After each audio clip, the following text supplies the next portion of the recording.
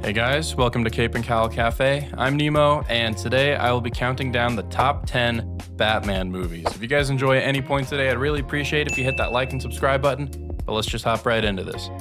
Alright, starting off the list at number 10, we have Batman Year One. Now, I do think that this story is a little overrated, but seeing it in animation just kind of hits different. It is so cool to see Batman's origins like this and, see Batman operating in his early days where things are more realistic. He's not fighting crazy supervillains. He's fighting organized crime and, the city government, and he doesn't have the best gadgets. He's kind of on the back foot with all of his encounters and fights. It's really cool to see.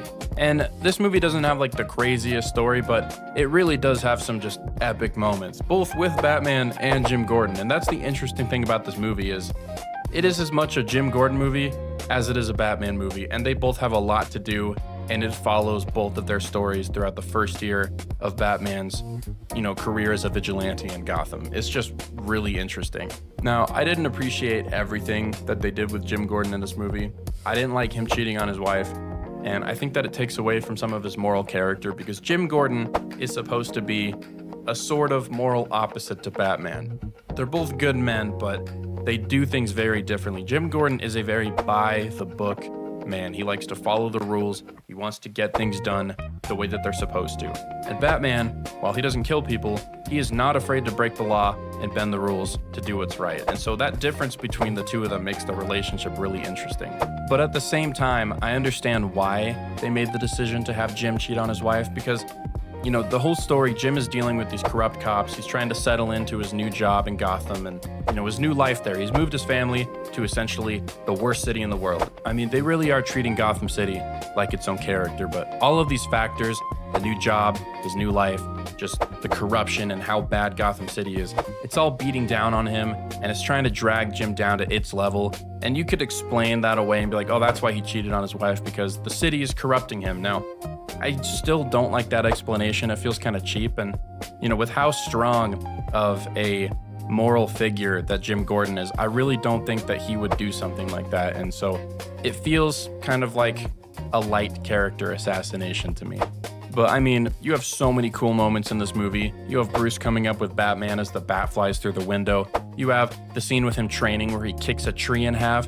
You have his encounter with the cops in the basement of the apartment building where, he's having to hide in the shadows and take them out one by one. It is just so awesome to watch. And then you have that epic motorcycle chase where he calls in the swarm of bats and it distracts everyone as he escapes. Peak. And Jim Gordon also has a lot of awesome moments. He gets a lot to do. I mean, he's dealing with the corrupt cops the whole story, but most of his conflict is with Detective Flass, who is just a complete asshole douchebag. And it's so satisfying when Jim Gordon, follows him in his car and he just beats the crap out of him. Such a cool moment.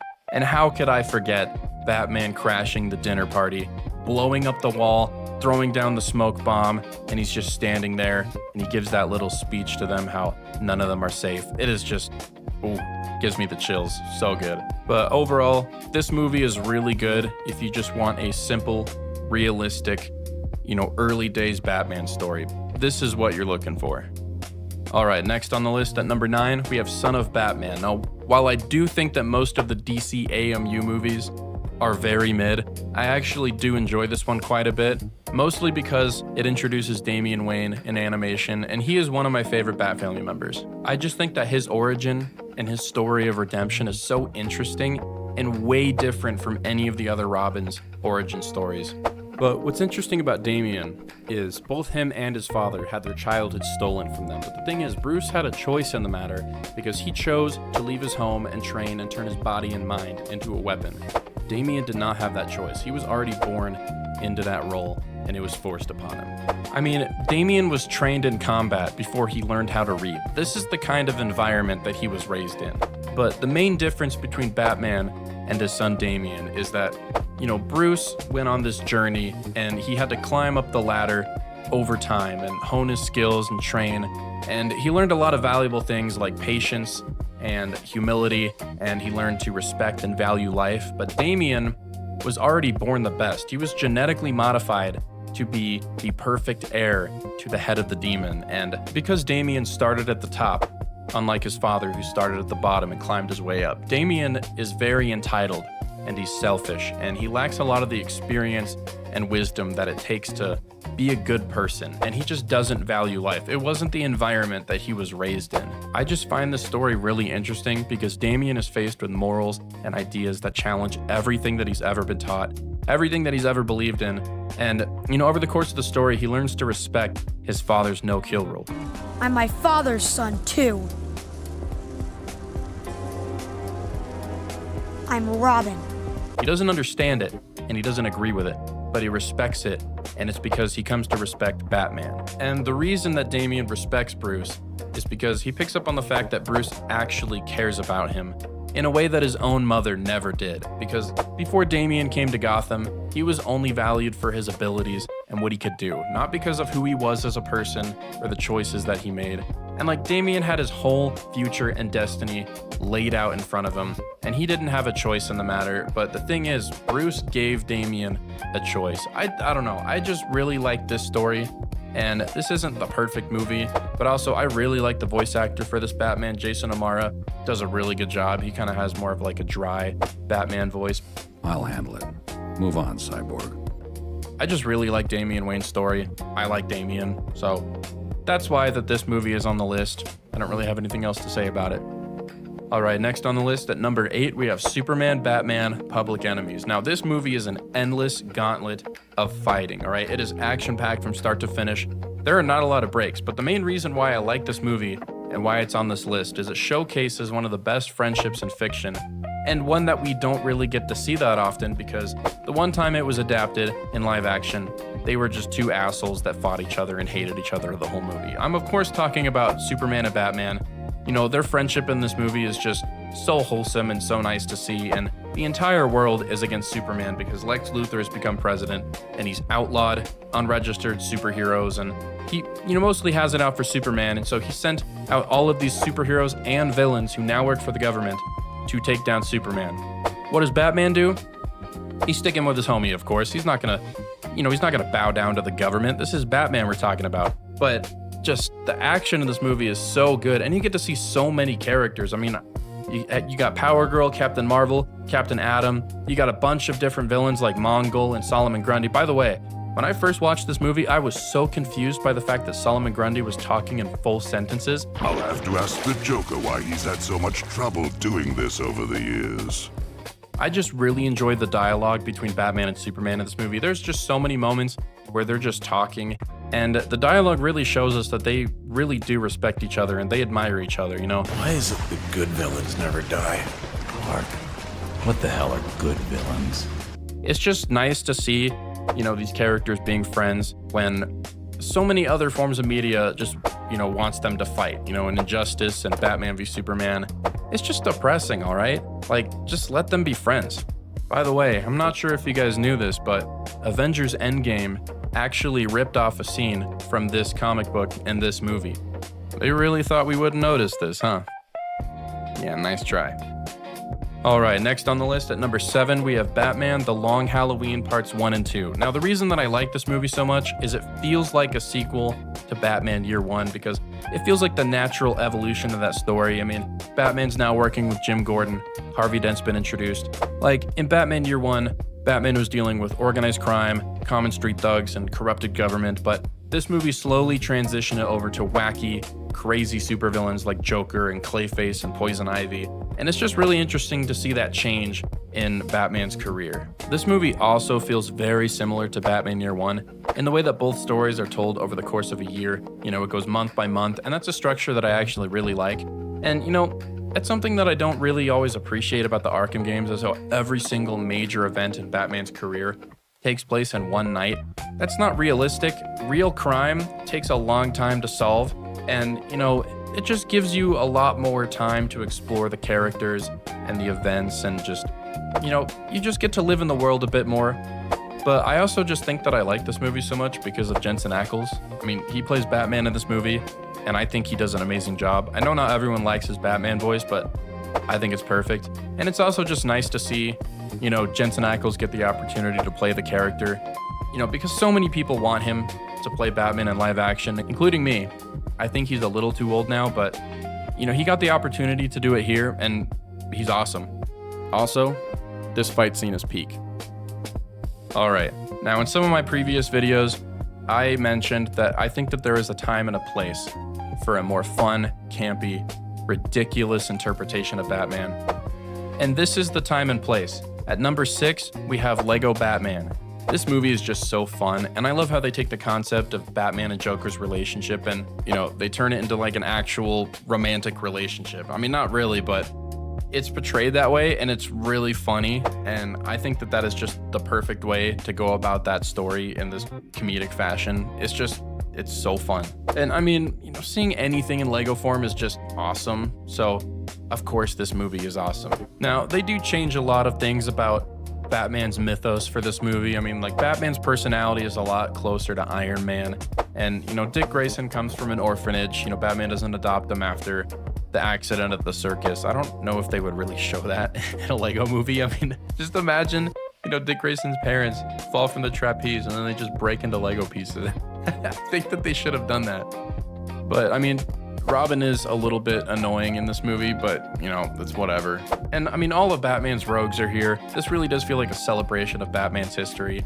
But you also have Batman fighting Voldemort and the Eye of Sauron and just a bunch of other movie villains, and it's just kind of ridiculous and all over the place, but it's also just fun. I don't know. It's just a fun movie with a lot of jokes, a decent story, and a lot of references to point at. I think that that's pretty much what you're gonna sign up for when, you go in to watch a Lego movie. You can't really be too mad that it's not the most accurate or the story's not the best. It's a Lego movie for kids, all right? And this one's pretty good. All right, I gotta give my boy Batman Beyond some love. At number 5, we have Batman Beyond, Return of the Joker. This movie is so cool because it presents a new challenge for Terry McGinnis. I mean, in the show, Batman Beyond really only fights his own unique rogues. He's not really fighting a lot of Bruce's villains except for Mr. Freeze and Ra's al Ghul that one time. But in this movie, he's fighting the Joker, the worst of Batman's villains. And so it's just interesting to see how Terry, deals with that. Now, one of the interesting things about this movie that not a lot of people talk about is the changes that they made to Joker and Batman's relationship. Now, with Bruce, the Joker really respected the original Batman, and he didn't really underestimate him that often. He knew what he was capable of, and so I think that made Joker more of a dangerous and formidable force. But with Batman Beyond, he hasn't earned the Joker's respect. Joker doesn't know who he is, what he's capable of, and he just sees him as some punk kid. You're not Batman! And so because of that, he really underestimates him. And it comes back to bite him in the ass at the end of the movie. It's just a really good twist on that relationship. Also, I just really love the ending, and I think it's so funny how Batman won the fight by cracking jokes and making fun of the Joker. Like, that is the last thing that the Joker expected. It was just so funny. Every time I watch this movie, I am surprised by how dark it got, especially like for a kid's movie. I mean, you have the flashback scene where the Joker is torturing Tim Drake and he's turning him into Joker Jr. and Batman shows up to stop him, and he just snaps and he starts beating the ever-loving crap out of Joker. And there's blood in this movie, which is kind of crazy. I don't know how they got away with that, especially in the 90s and early 2000s. But the scene ends with Tim Drake killing and shooting the Joker. Insane. Like, that is not something that I expected to see in a Batman cartoon. In a way, this kind of feels like an altered version of the Red Hood story, but instead of Jason Todd, Tim Drake is the Robin that suffers at the hands of the Joker. And instead of coming back in the future as Red Hood, he comes back as the Joker. Like, in a way, that feels way more sick and twisted. I don't know. I mean, I just love Batman Beyond, and I think this is my favorite version of the DC Universe's future. And I really do think that Terry McGinnis is the best and the rightful heir to the mantle of Batman. And this movie is just more Batman Beyond, so how could you hate it? And I mean, there could have been another Batman Beyond movie on this list, but, Warner Brothers was too busy committing borderline tax fraud with all their canceled movie write-offs, but, whatever. At least we got the Minecraft movie, right? All right, next on the list at number 4, we have Batman vs. Dracula. Now, the Batman 2004 is my favorite Batman show. I mean, it has just the best character design for Batman. I really like his voice. It has some of the best action scenes in any piece of Batman media ever. And he fights Dracula in this movie, and he wins. Batman fights the Prince of Darkness, and wins. Like, that is just crazy to say, and I cannot believe that we got this as a movie. Like, I mean, this is just an insane concept. Like, who would have thought that, this would get made? It's crazy. Now, if you thought that Batman Beyond Return of the Joker was dark, you're not ready for this. I don't know how this got approved for, a children's movie, but there's a scene where the Joker gets turned into a vampire and he's covered in blood and he's just lapping up blood off the floor, and it's everywhere. Now, they do some coloring tricks, with the lighting and stuff, so the blood is, it looks more black and it's in the shadows, so it's not actually red, but it's still crazy. Like, what? I just love the dark gothic tone and vibe of this movie, and I think that the art style does it a lot of favors, and there's just so many cool moments. I mean, you got Batman fighting the police and the fight with Dracula on the rooftops. It's just awesome. And come on, Batman was straight aura farming when he beat Dracula. The light shining on him, and he whips up his cape, and it's just so cool. I'm the Batman, and you're dust. I mean, I think they should, make more classic horror villains canon to Batman. I mean, he could always use some more supernatural villains. I mean, he's got Solomon Grundy and Gentleman Ghost, and now he's got Dracula under his belt. Let's add some more. But yeah, if you haven't seen this movie, you should go watch it. It's so good. All right, a lot of you are about to be very upset with me. There is only one live-action Batman movie on this list, and it's not The Dark Knight. At number 3, we have Batman v Just kidding. It's The Batman. Obviously, it's The Batman. The Batman is peak. It is the best live-action Batman movie ever made, in my opinion, and mostly because Robert Pattinson's Batman is one of the few live-action Batman to not kill people, and I guess that we have to count that as some kind of accomplishment now. Like, oh, congratulations, your Batman doesn't kill people and you're respecting one of the core elements of the character. Here's your medal. But we have to do that because so many, directors take Batman and they want to make him edgy and modern and, cool. And so they're like, oh, we'll just make him kill people. That'll do it. Idiots. But, Michael Keaton's Batman killed people. It's unclear if Christian Bale did. Some people argue that he killed Harvey Dent, like, pushing him off the ledge or whatever. I don't know. And then obviously Ben Affleck was a mass murderer and he was just killing people left and right. It was so stupid. But Robert Pattinson's Batman is very clear with his no-kill rule. And there's the scene at the end where he takes the gun from Selina and, he's like, You don't have to be with him. It's not that hard. Batman doesn't kill people, all right? Just accept it. Stop trying to change it. Obviously, you don't need me to tell you why this movie is so good, but I think the main reason why I like it is because it's one of the few live-action Batman movies to actually focus on Bruce's character. And, Bruce's character is at the forefront because usually in other Batman movies, it's all about the villains. That's what they focus on. And, Bruce's character arc kind of gets pushed aside.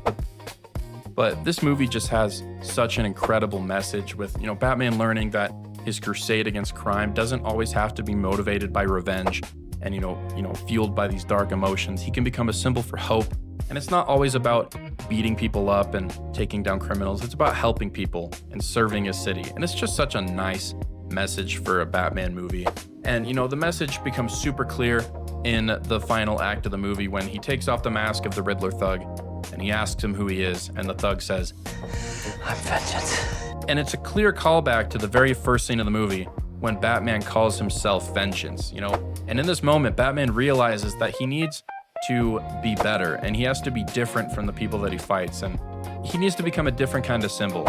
Like, I just can't believe that we never got that in a Batman movie before, and now they're finally exploring it. Like, that's just insane to me. But yeah, this movie is just absolute cinema. All right, next on the list at number 2, we have Batman Under the Red Hood. Now, this movie is perfect because it trims pretty much all of the fat from the original comic book storyline. There was a lot that happened in the original Under the Red Hood story and the original Death in the Family story. In Death in the Family in the comics, Joker was like the ambassador of a foreign country. That's not necessary to tell this story. And this movie is just so good.